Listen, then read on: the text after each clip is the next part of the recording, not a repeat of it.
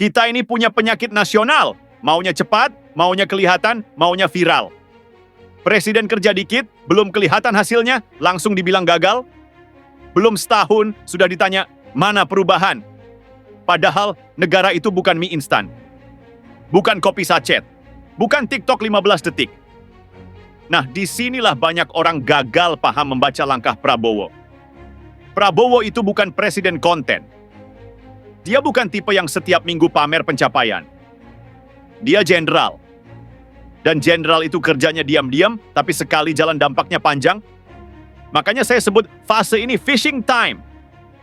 Bukan karena Prabowo hobi mancing, tapi karena cara dia membereskan masalah itu persis orang mancing ikan besar.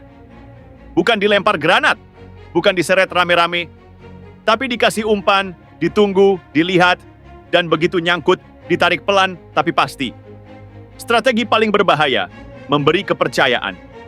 Banyak orang salah kaprah.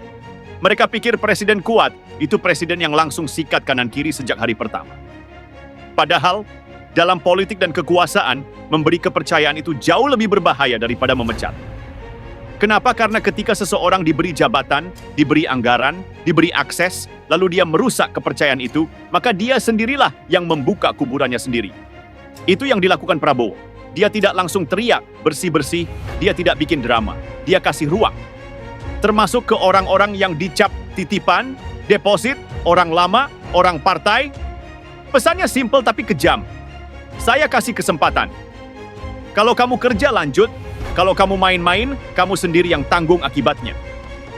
Dan begitu jabatan itu dipegang, disitulah fishing time dimulai. Korupsi kelihatannya banyak.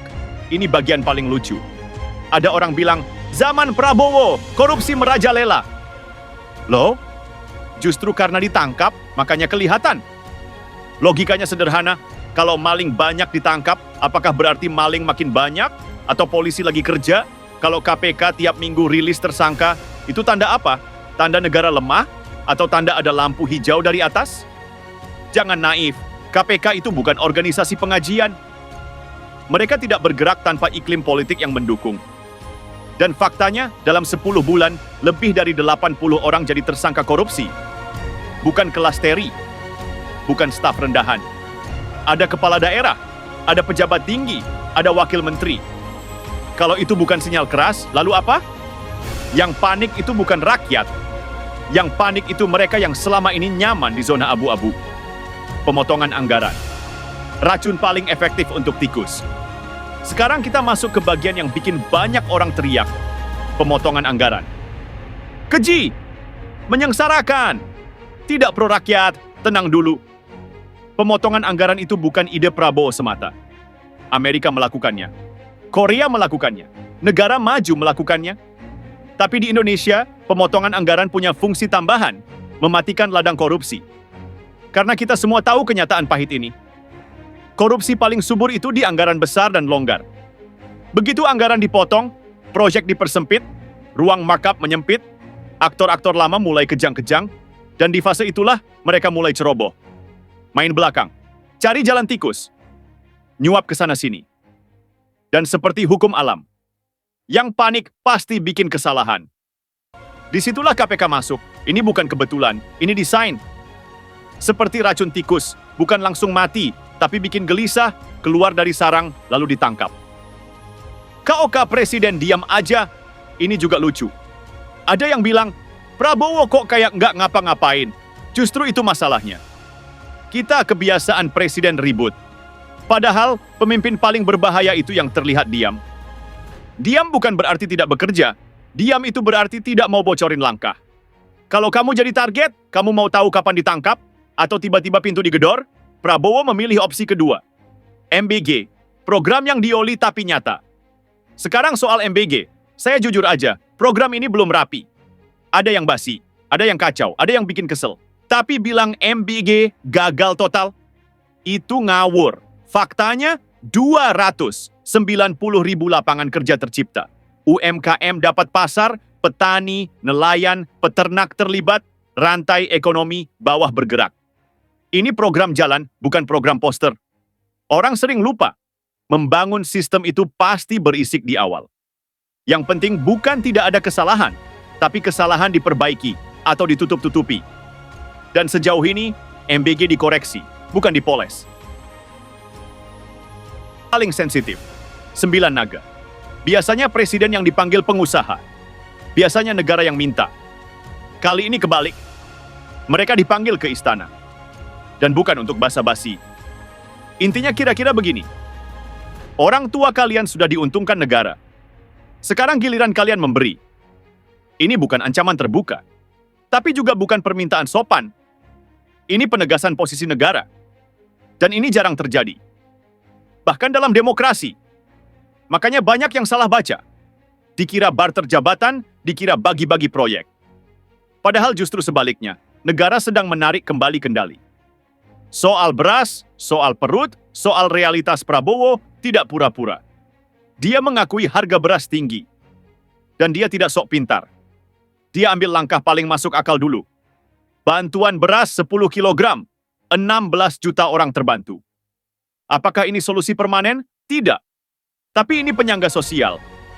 Dan jangan lupa, ketahanan pangan itu proyek jangka panjang, bukan janji kampanye 100 hari. Intinya apa?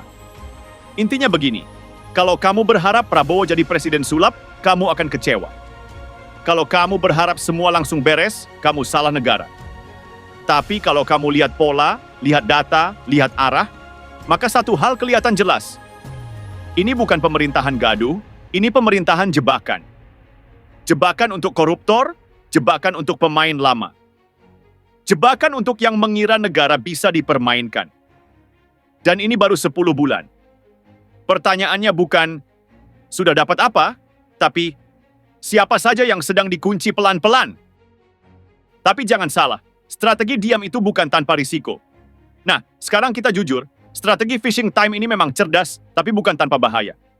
Kenapa? Karena di negara seperti Indonesia, diam terlalu lama bisa dibaca sebagai lemah. Dan orang-orang lama yang sudah puluhan tahun hidup dari celah sistem, itu pintar membaca sinyal.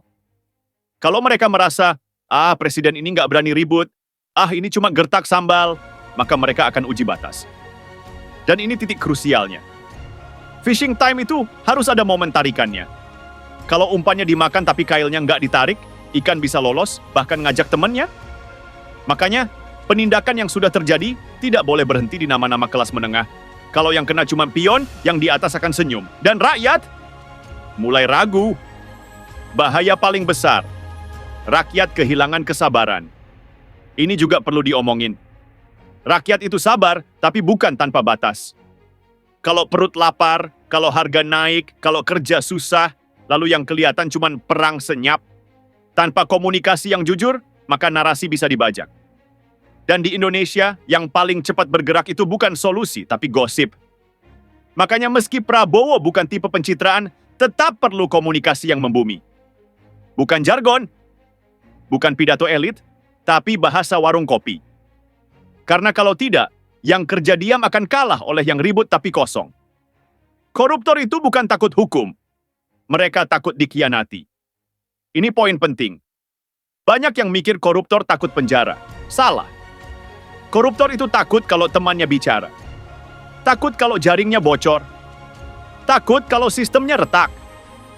Dan yang sedang dilakukan sekarang, pemotongan anggaran, digitalisasi, pengawasan, itu merusak rasa aman internal mereka. Makanya sekarang kelihatan, saling sikut, saling lapor, saling lempar. Itu tanda ekosistem busuk sedang runtuh dari dalam. Dan di situ negara harus tegas memilih mau berdiri di sisi hukum atau di sisi kompromi. Kalau ragu, semua yang sudah dipancing bisa kabur. Masalah klasik, pelaksana di lapangan. Sekarang kita kritisi MBG lebih dalam, jangan manis-manis. Masalah utama MBG bukan di konsep, masalahnya ada di pelaksana. Di Indonesia, program bagus sering mati karena mental project, mental setor, mental yang penting laporan beres. Kalau ini tidak dibenahi, MBG bisa jadi ladang korupsi baru. Dan ini PR besar Prabowo. Jangan biarkan program populis jadi bancakan elit kecil. Kalau sampai itu terjadi, narasi fishing time bisa balik makan tuan. 9 naga, jangan berhenti di ruang istana. Soal 9 naga, satu hal harus jelas. Memanggil mereka itu langkah berani, Tapi keberanian tidak diukur dari pemanggilan, melainkan dari hasil setelahnya. Kalau kontribusi mereka transparan, nyata, berdampak ke rakyat, maka itu sejarah. Tapi kalau berhenti di kesepakatan sunyi, publik akan curiga. Dan di era sekarang, curiga itu lebih mematikan dari bukti. Karena kepercayaan itu mahal, sekali jatuh, susah bangunnya. Jangan sampai Prabowo terjebak jadi presiden pembersih setengah. Ini kritik paling keras. Sejarah Indonesia penuh dengan pemimpin yang mulai dengan niat baik, terjebak kompromi, berakhir setengah jalan, membersihkan yang kecil, tapi ragu menyentuh yang besar. Kalau itu terjadi, maka semua narasi strategi, jenderal, fishing time akan berubah jadi cerita pembenaran. Dan rakyat tidak bodoh.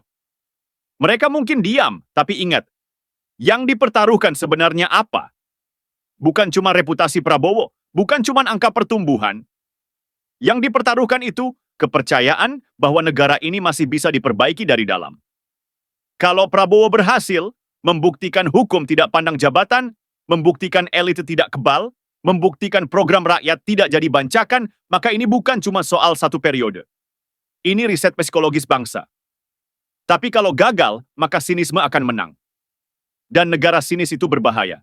Jadi, kita di mana sekarang? Kita ada di fase menunggu kail ditarik penuh. Umpan sudah dimakan. Ikan sudah banyak di sekitar. Air sudah keruh. Sekarang tinggal satu pertanyaan, berani atau tidak menariknya sampai tuntas? Karena setengah-setengah itu paling kejam. Bikin harapan muncul, lalu mati pelan-pelan. Saya berhenti di sini dulu. Bukan karena habis, tapi karena fase berikutnya lebih keras lagi. Tentang oposisi, tekanan internasional, perang narasi, dan potensi sabotase dari dalam.